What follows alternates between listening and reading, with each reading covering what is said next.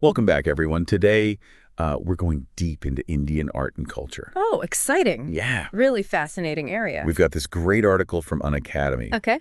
It's actually called Art and Culture of India, too. Perfect. So, lots to dig into. Yeah. We're ready to see what we find. I think it's going to be interesting to really examine not just like the what of Indian art and culture, but like The why. the why behind it. Yeah. How these different things have kind of shaped this really distinct identity. Okay, so before we get into the ancient dance forms or miniature paintings, can we what are we talking about when we say art and culture?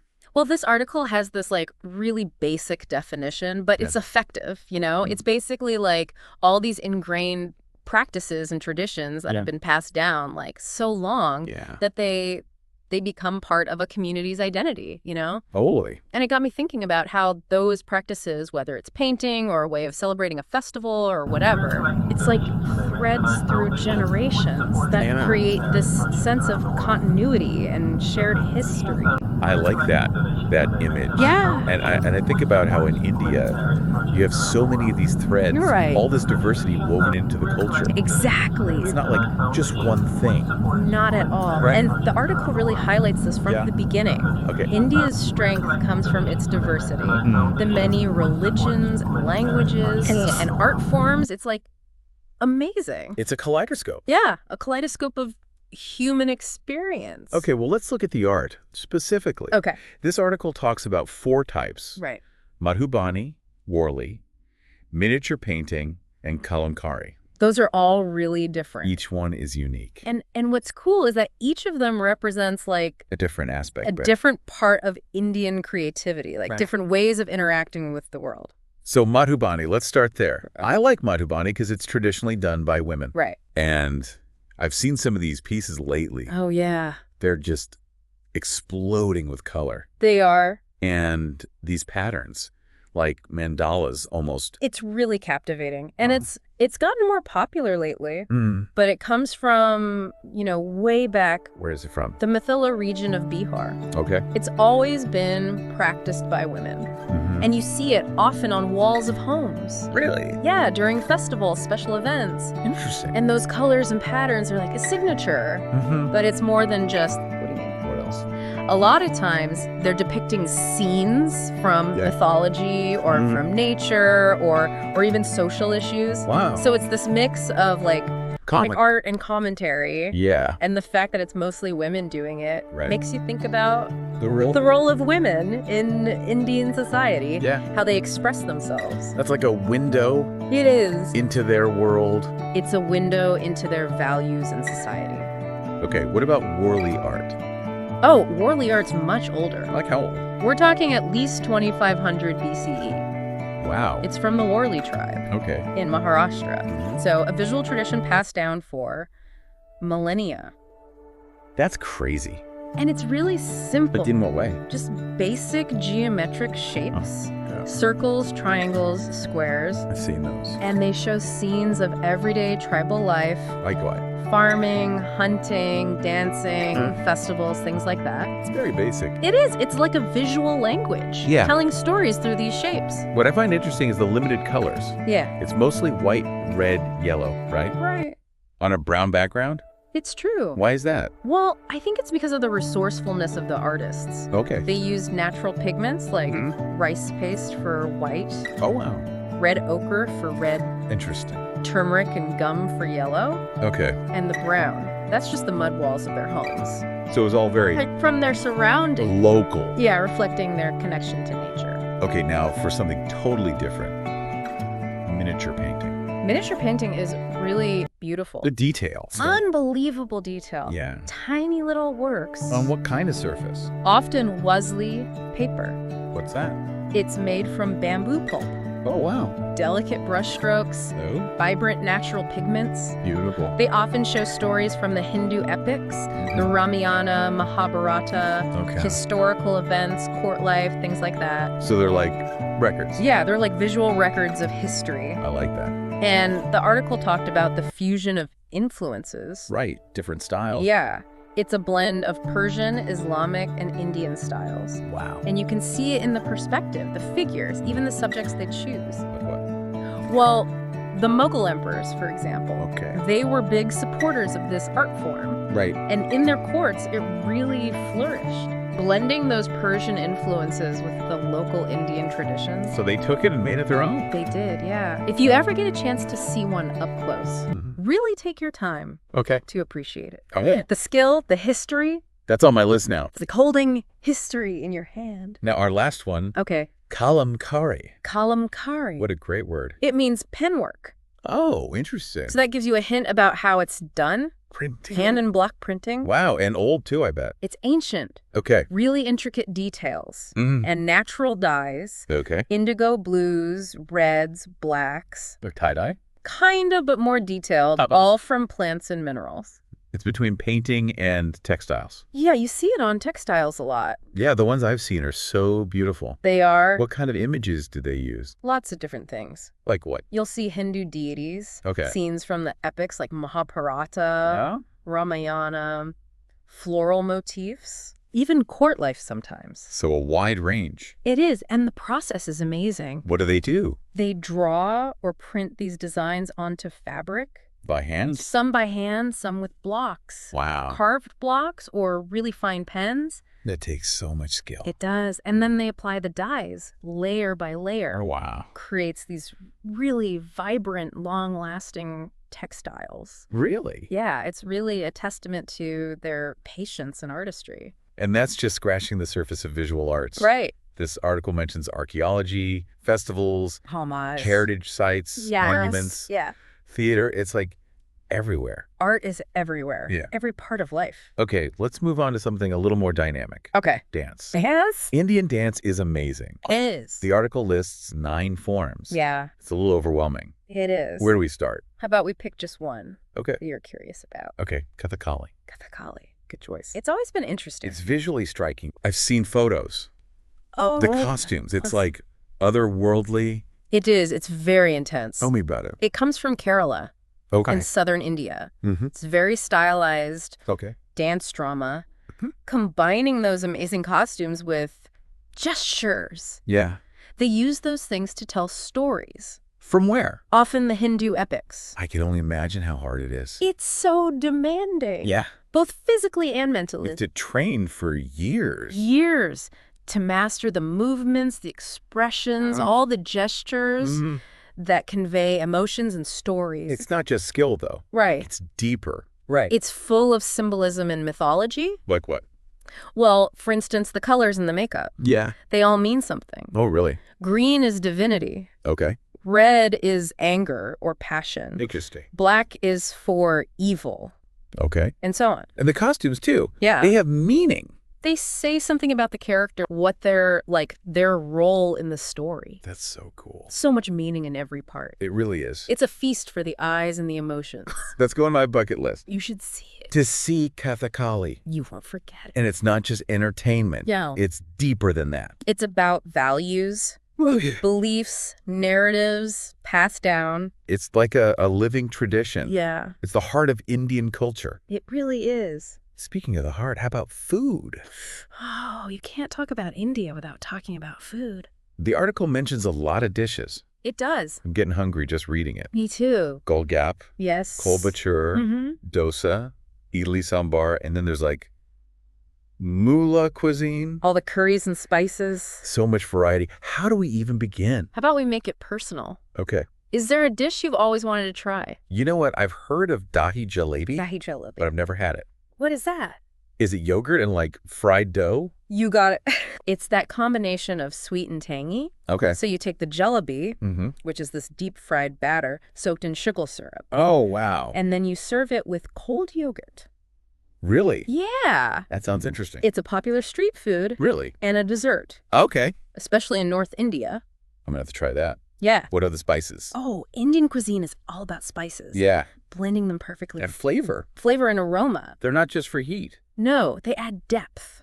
Okay. Think about ginger, turmeric, cumin, coriander, I love all those. mustard seeds, Yeah. cardamom, cinnamon. It's so aromatic. It really is. It's like a flavor orchestra. It is. It's playing on your palate. I'm realizing that food is really tied to culture. Absolutely. It's not just eating. It's expression. It's who they are. Yeah, and India has so much of that. It's A amazing. tapestry of traditions. Speaking of traditions, what about literature? Literature, another great area. The article says it's like a glimpse into ancient India. It is. And it talks about the Ramayana and the Mahabharata. The epics. Those are important, right? They are. But beyond that, I don't know much. Well, think of them as cornerstones Okay. of Indian storytelling, Okay. shaping values, beliefs, philosophy, For a long time, millennia. high stakes. Yeah. So what are they about? Okay, so the Ramayana, Mhm. it's about Prince Rama, Okay. and he's trying to rescue his wife, Sita, this demon king, Ravana. Wow. It's an adventure story, Okay. but has this moral compass. Oh, interesting. It's about love, duty, righteousness. Those are big themes. Yeah. Good versus evil. Exactly. Which is a big saga. It is grand, sweeping.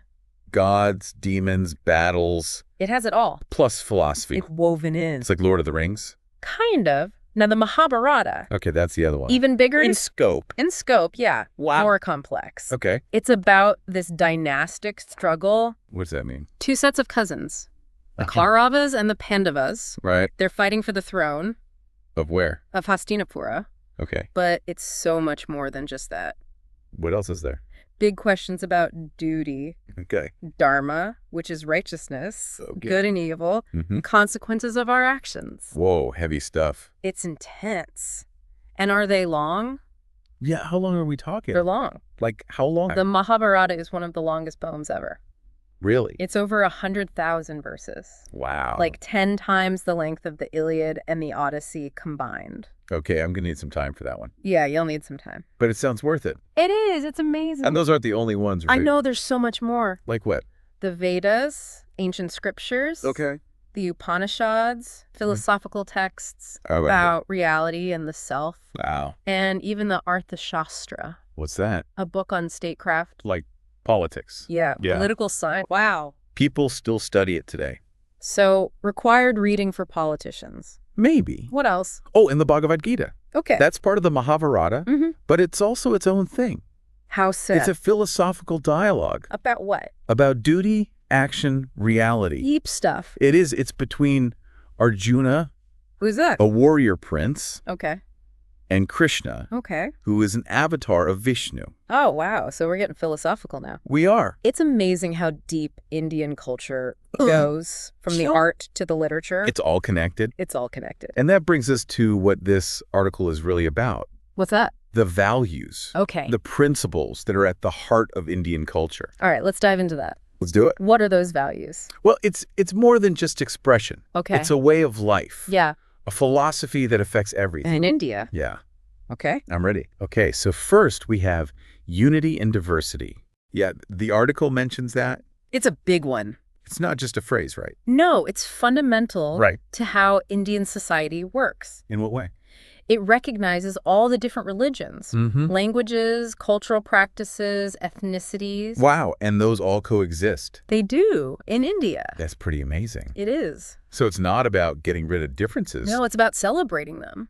but that's hard, isn't it? It is to bring all that together, Yeah. but it shows how strong Indian culture is, how adaptable Okay. unity and diversity means. Strength comes from those differences. Okay. They aren't dividing lines, they're threads, I like that. weaving together this beautiful tapestry. So how does that actually work? Well, you see it in how different religious communities live together, Okay. celebrating each other's festivals, That's cool. sharing practices. Mm. You see it in the languages, Yeah. people switching between them, That's impressive. acknowledging the richness they bring. So it's like a constant negotiation It is a balancing act. to keep your own identity, Right. but also belong to the whole, Exactly. It's finding that balance. where diversity isn't a threat. No, it's a source of strength. And that's hard, It can be. but it's core to India. It really is. It shaped their history. And continues to. I'm understanding why this is so important. It is. It's not just words. It's how they live. Yeah. Their philosophy. Okay, so that's unity and diversity. Right. What other values are important? Well, the article talks about heritage. Okay. Cultural continuity. Indians have a lot of pride Yeah, they do. in their history. In their past. Yeah, what their ancestors achieved. And they've achieved a lot. They have. This article mentions the Taj Mahal, Oh, yeah. the Red Fort, Qutub Minar. Those are all iconic. Everyone wants to see them. They're more than just tourist spots, though. What else are they? They're symbols of power, of faith, of human ingenuity. They show what past generations could do. Those specific monuments. Yeah. What makes them so special? Well, the Taj Mahal, Okay. it's not just a building. What is it? It's Mughal architecture, Okay. a symbol of love. That's what they say. It shows that human creativity can last beyond time. And the Red Fort. That was the home of the Mughal emperors. Really? For centuries. Wow. Palaces, gardens, military stuff, all in one place.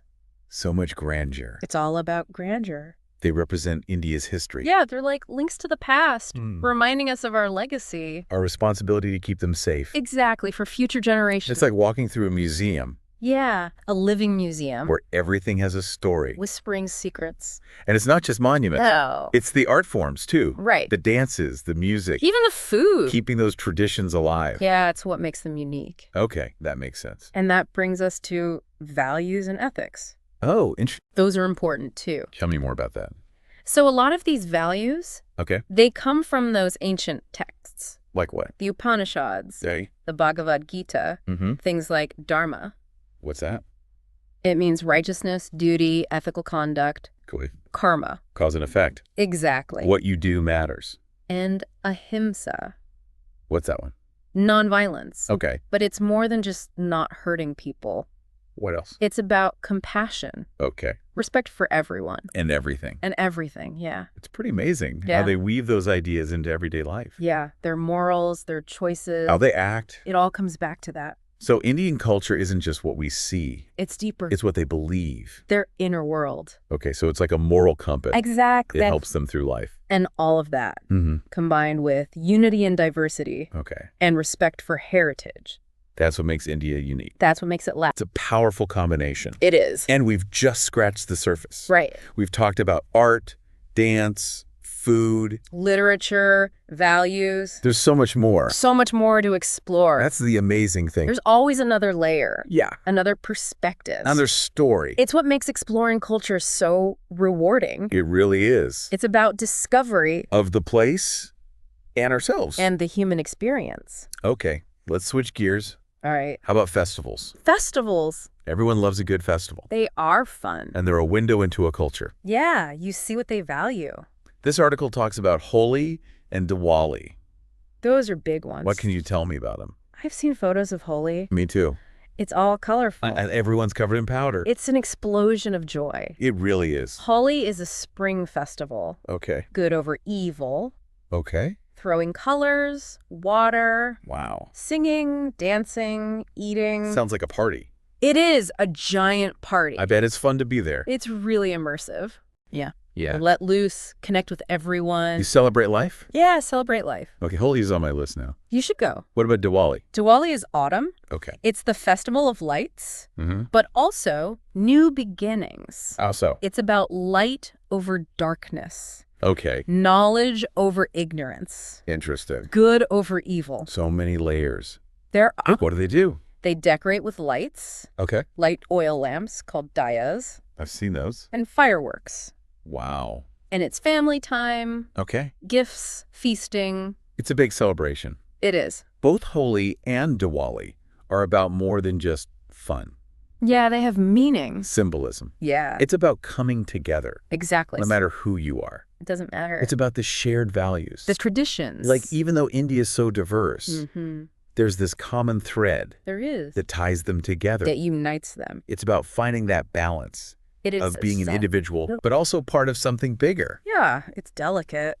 But when it works, it's beautiful. It is. It's harmony. And that's what makes India so fascinating. It really is. It's about how they handle all these different things. How they celebrate tradition. Yeah. Find meaning. In a changing world. Exactly. I feel like we've just scratched the surface of this incredible culture. It's amazing. There's always more to discover. Always more to learn. More to appreciate. The journey never ends. So true. It's Beautiful. So before the break, we were talking about festivals in India. Yeah, all the colors and celebrations. Really showcasing those traditions. It's amazing how they keep those old stories and values alive. Yeah, they really do. But they're also, like, modern, you know? Yeah. They're fun. Right. They're not stuck in the past. Exactly. And that makes me think about connections.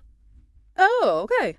Which brings us to India's global influence. Ah, yeah. The article mentioned how it's impacted the world In so many ways. through things like Hinduism, Indian food, Of course. even fashion. It's everywhere. It's like this ripple effect. It really is. It's touched so many things. And it's amazing how it's been embraced Yeah. in different parts of the world. Like take yoga Okay. and meditation. Those are huge. They become so popular, It's true. offering mindfulness and well-being. It's almost like India's exporting peace Right. to a world that really needs it. That needs it badly. Yeah, in a world that's so stressed. All the time, yeah. Those practices help us reconnect, Yeah, find some stillness. in all the chaos. Yeah, exactly. And then there's the food. Oh, the food. Indian food is everywhere. Everywhere you go. From little curry places Mm-hmm. to fancy restaurants. It's taken over the world. I love it. It's delicious. But it's more than just that, right? It is. It's cultural exchange. Yeah. We're sharing flavors, traditions. Art. Even. Food is so powerful. It really is. You experience a culture through it. You taste the history. And Indian cuisine has so much variety. It does. Regional flavors, cooking styles. It's an adventure. It is. For your taste buds. And it's not just food and spirituality. Right. There's more. Indian fashion is getting big, too. Globally. The colors, the embroidery. The silhouette. Got those Bollywood designs. Oh, yeah. The textiles. Silks, cotton. It's elegant and comfortable. Meaningful. More and more designers are using those elements. It's true. It's going global. People love it. It's about color, individuality. And that's what makes it special. And the article talked about spirituality, too. Oh, right. India's beliefs have always fascinated people. I have. It's a spiritual destination. A place to explore. To connect. To find answers. And that's why so many people visit. Every year, yeah. They go to the temples. The Fashion. ashrams. It's a quest for meaning Yeah. that draws them to India. And so much of that wisdom is in their art and culture. It's true. Like the Madhubani paintings, the epics, the Ramayana, Yeah. the Mahabharata, There's a search for truth. in all of it. It's not just about how things look. Right. It's deeper. It's about those big questions. Yeah. About life, the universe. That's woven into everything. It's part of their worldview. So art and culture aren't just about expressing beauty. No, they're about reflecting. On the human condition. Trying to find answers. I see why people are drawn to India's spiritual side. It's more than just escaping. It's engaging Yeah. with those big questions. And what's cool is it's part of everyday life. It's not separate. No, it's in how they interact, How they treat nature. how we celebrate life. So it's about how you live. A way of being. Yeah, not just rituals. It's about seeing the world differently. That's a good takeaway. And that's what we can learn Yeah. from exploring Indian culture. To look beyond the surface, To find those deeper meanings. it's a call to expand our minds. Challenge our assumptions. Embrace the complexity. Of being human. We've covered a lot. We have. Art, dance, food. Philosophy, global influence. What stands out to you? What's the biggest insight? Yeah. I think it's the paradox. What do you mean? Indian culture embraces opposites. Like what? Unity and diversity. Oh. Tradition and innovation. Mhm. Spirituality and practicality. They hold them all. It's this tension That makes it strong. that makes it resilient. It's not about rigid rules. No, it's about navigating life. While staying true to yourself. Exactly, finding that balance. That's a good lesson. For all of us. To be open to new things. But also grounded in our values. It's about exploring Different cultures. and challenging ourselves. To see things differently. It's a journey. That changes us. Yeah, it transforms us. Okay, maybe it's time to look inward. Okay. We've talked about the outside of Indian culture. Expressions. But what about the inside? The heart. The spiritual core? What can we learn from that? From their ancient wisdom? How is it relevant today? That's a great question. I think it'll be enlightening. A lot of people connect India with spirituality. They do. Yoga, meditation. It's what they're known for. But what's the philosophy behind that? That's the interesting part. Tell me. The heart of it Yeah. is this belief in interconnectedness, What does that mean? that we're all part of something bigger. All right. A web of existence. A web. I like A that. cosmic dance. Oh, Energy and consciousness. wow. That's a beautiful way to put it. It is, isn't it? It reminds me of that saying, Which one? Tat Masaya. Oh, yes. Thou art that. That's it. We're all connected They're the June. to the universe. Everything. It's a big idea. It is, and it's at the core of so much Indian thought, Okay. practices, reverence for nature, compassion, nonviolence. Makes sense. It's a different way of seeing things. Yeah, divinity isn't separate. No, it's in everything. That's a big shift. It is To go from separation to unity. to see the divine everywhere. How do people live that out? In practical terms, Yeah, not just the ideas. well, dharma, for example. Duty, right. Right. Doing what's right. Okay. Ahimsa, nonviolence, Mm-hmm. compassion, not just for people. For everything. Yeah, all living things. And nature. Respect for nature. It's all connected. It is. It's a way of life. A holistic way. Yeah, aligning with those principles. It's not just about knowing it. It's about living it. Your thoughts, your actions. It all matters. So that's what we can learn. From Indian spirituality. Yeah. It's not about escaping the world. It's about changing how we relate to it. That's a powerful idea. It is. It's about finding the sacred in the everyday. Yeah. In the small things. In kindness and It's a beauty. good reminder. Spirituality isn't about goals. It's about how you live. Bringing peace, compassion, wisdom. To ourselves and the world. Exactly. That's the journey. This has been amazing. It has. We've talked about so much. Art, dance, food, philosophy. Global influence. It's- Spirituality. We've barely scratched the surface. I know. It's incredible. But it's exciting, right? It is. There's always more. That's the beauty of exploration. The journey never ends. That's right. Wow. Welcome back, You everybody. think we've been on a real journey Yeah. exploring India, All this art, dance, the food, philosophy. global stuff, too. It's incredible how much there is. It makes you realize how much we can learn from other cultures. Absolutely. It's not just facts. No, it's more than that. It's seeing things differently. Challenging what you thought you knew It's like opening a window. to a whole new way of being. Okay, so we're wrapping up. Mm-hmm. What's the biggest takeaway for you? What's the one thing? Yeah, the aha moment. For me, I think it's paradox. Paradox. Yeah, like how Indian culture embraces opposites. We saw that a lot, didn't we? We did, all throughout. Unity and diversity, Mm-hmm. tradition and innovation. Spirituality and practicality. It's all. Indian culture finds strength in that tension. It's a good reminder for us. I think so. Life's not black and white. It's messy. Yeah, the gray areas. That's where the wisdom is. Be open to paradox. Right. Not either. But both things. It's a spectrum, not a choice. Exactly. Step out of your comfort zone. Challenge those old ideas. Be open to new perspectives. That's how you grow. So, to wrap things up, Yeah. a question for our listeners A good one. to think about. Okay, here it is. I'm ready. If you could experience one thing about Indian culture, Okay. what would it be? Just one thing. Yeah, what pulls to you? What are you curious about Let that be your guide. on your own journey? That's a beautiful way to end. Learning isn't passive. No, it's active. You have to engage. Be curious Be open. and be ready to change. That's how you learn. That's how you grow. Thanks for joining us, everyone. Until next time.